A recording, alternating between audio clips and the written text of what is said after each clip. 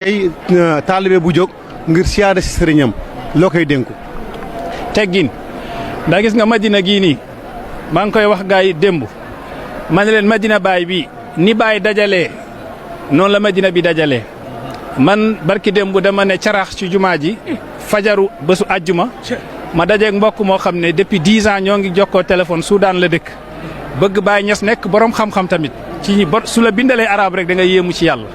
10 ans ñoo ngi waxtaan mosuñoo gisee ma dugg si jumaa ji julli nee na bi ma séenee tuuti mu dog julleem waaye nee na xam ne si julli la nekk ma seulement rek mu ñëw wuuf ma mu ne ma man la Surur Abdourahim Soudan ñuy wante borom maqaama gu kawe la. sànq may génn ci fajar gi dajeeg Bachir ca Zaria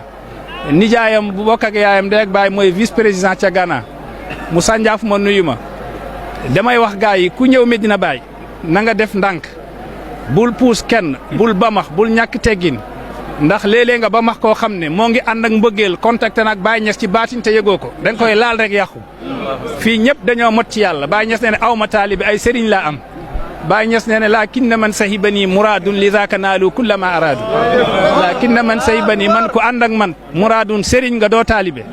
Baay nee ne moom taalibe mi ay sëriñ lañ kon yow yaa ngi nekk ci diggante ay sëriñ koo fi gis sëriñ la xut bu yaa ngi rax fii rang seen maqaama seen xol ca yàlla suñ la ko huñiloon tey da ngay jaaxle kii nan la mën a yoree maqaama yi daal di rang fii Medina gee mel noonu ngandi yëpp ñoo ngi fii teew macha allah kon soo ñëwee na nga ànd ak teggin loo yëg am na ku yëg lu ko raw te moo ngi daagu ci mbedd yi ay ministre ay député ay borom xam-xam ay waliyu yàlla ay aarifuna yi ak mursiduna yi ay asaatida mu saqafuna yoo xam ne seen maqaama ci xam-xam yàlla rek a ko xam ñoo ngi daagu fii nii ci ëtt bii li ko waral Baay moo boole lépp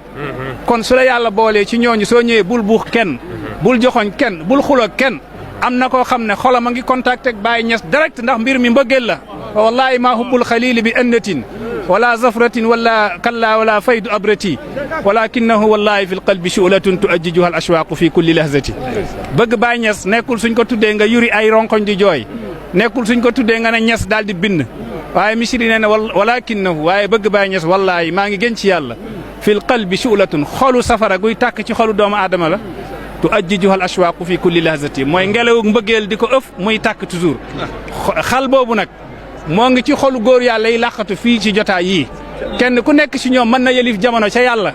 mën na bokk na ci ay abdaal ak ay awtaad ak ay nujaba ak ay budala ñoo ngi rax ci mbooloo yi ndax xut bu yaa ngi fi Baay moo yëlif ñëpp soo ñëwee na nga jàpp ñu la ëpp maqaama rek ñoo fi nekk kon bul puus kenn bul xuloo kenn bul ŋaayoo kenn soo mënee bokk ci rang bi ci teggin nga bokk ci ba nga yegg soo dajeeg nit jàppal ni moo la gën jàppal la muy dund ci yàlla ak nafahaat yam am ndax xamoo contact bu jaar diggante ak Mawlana Cheikh Ibrahim ndax mbir mi mbëggeel la du dara xooluñu yére yi